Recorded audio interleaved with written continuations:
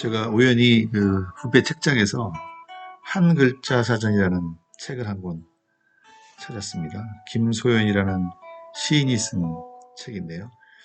시집은 아니고 뭐 굳이 이름을 붙이자면 뭐 수필집이라고 하면 어떨까 생각하는데, 저는 사실 김소연이라는 작가를 잘 알지 못했습니다. 그래서 네이버에 가서 한번 찾아봤죠. 그랬더니 그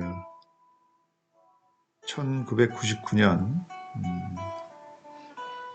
현대 시사상이라는 곳에서 데뷔했던, 그리고 2011년에는 현대문학상 15분을 수상하기도 했던 아주 능력 있는 그런 시인이었습니다. 책도 25권을 썼으니까 의욕적으로 활동을 하고 있는 분인데요. 그분이 지은 책, 이 제목이 한 글자 사전입니다. 우리나라 말 중에 한 글자에 대한 본인의 생각과, 그리고 그 한 글자 갖고 있는 의미들을 어떤 한 글자는 뭐 한 줄로, 또 어떤 거는 두 페이지를 할애해서 이렇게 보여주고 있죠. 책의 첫머리에 이런 글이 있습니다. 이미 아름다웠던 것은 더 이상 아름다움이 될 수 없고, 아름다움이 될 수 없는 것이 기어이 아름다움이 되게 하는 일. 누가 하는 일일까요? 보통 뭐 예술가들이 하는 일일 수도 있을 거예요. 미술을 하시는 분들, 음악을 하시는 분들. 그리고 지금 이 책을 썼던 이 시인들이 하는 일이 바로 이런 거죠. 아름다움이 될 수 없는 것을 아름답게 하는 일. 아마 이 책을 쓰는 이유를 이렇게 네 줄로 표현한 것이 아닌가 생각됩니다. 책 머리에는 본인이 2008년 1월 달에 냈던 첫 산문집이 마음사전이라는 책이 있었던 모양입니다.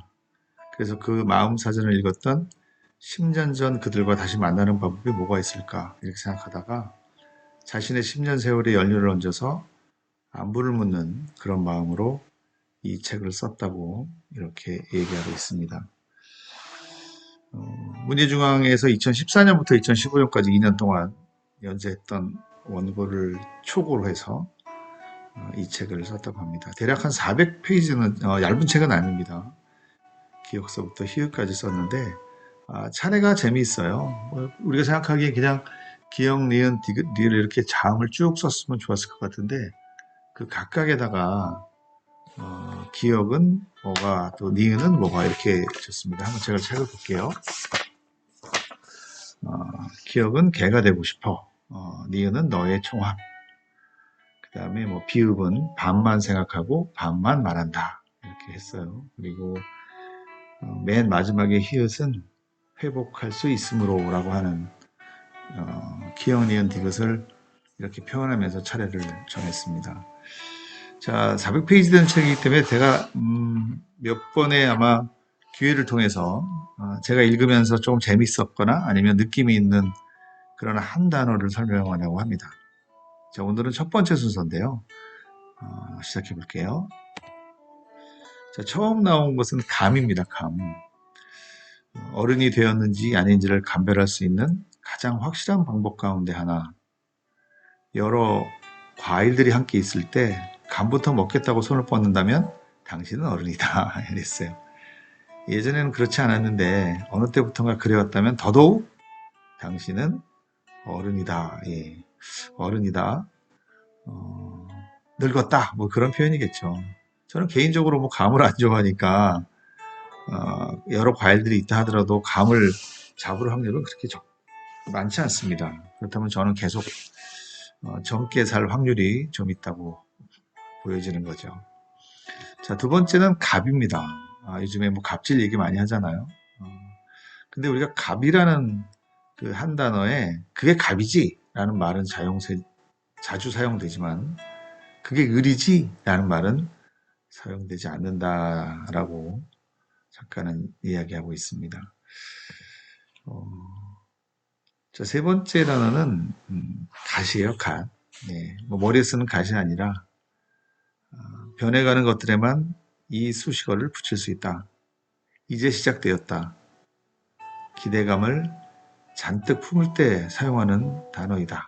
그게 갓이다. 근데 그 갓을 쓸 때 긍정적일 때 쓸 때와 부정적일 때 조금 다른 느낌으로 이 갓을 쓴다고 또 이야기하고 있어요. 애틋함과 설렘을 나타내는 뜻인데 예를 들면 갓 태어난 아기, 갓 피어난 꽃, 갓 구워진 빵, 냄새가 나는 듯합니다. 그 다음에 갓 시작된 사랑. 그럴 경우에는 뭐 긍정적일 때 이런 말을 쓰지만 이게 부정적일 때는 이 갓이라는 말이 두려움과 막막함을 나타내는 뜻으로 쓰이죠.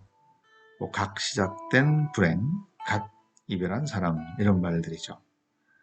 그렇지만 그 갓은 지금은 엄청나게 괴롭겠지만 서서히 정신을 차리고 회복할 때 될 것 같다는 그런 뜻을 내포한다고 또 이야기하고 있습니다. 자, 다음은 강입니다. 강. 예.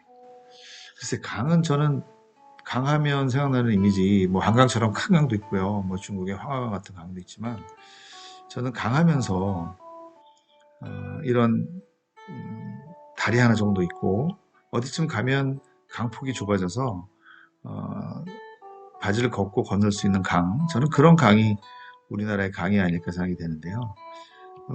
이 강에 대해서는 2페이지를 할애했습니다, 작가가. 그리고 본인의 강과 나라는 시를 전체 다 적었어요.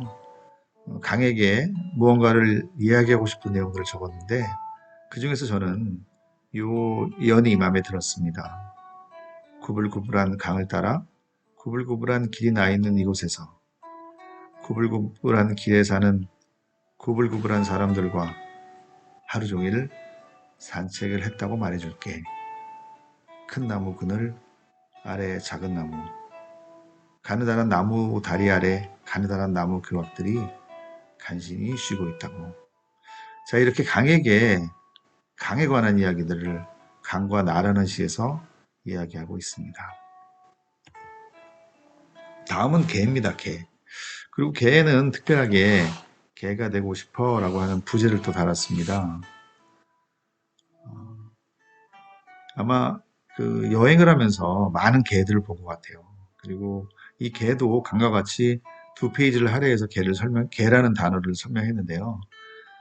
다른 나라에 가거나 아니면 다른 지방에 가면 우리 주위에서 보지 못했던 많은 개들을 볼 수 있다. 그리고 그 개들은 신기하게도 그 개의 주인과 닮아 있다. 뭐 이런 얘기도 있습니다.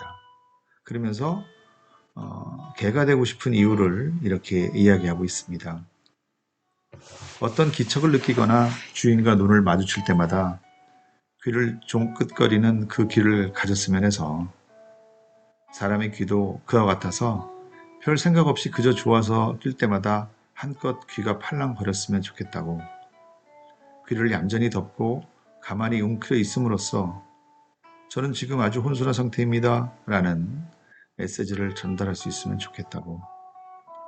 반가우면 딸랑딸랑대는 꼬리와 꼬리의 시작점에 달린 깔끔한 똥구멍을 자랑하는 엉덩이를 가지고 싶다고. 그래서 아마 작가는 개가 되고 싶었던 모양입니다.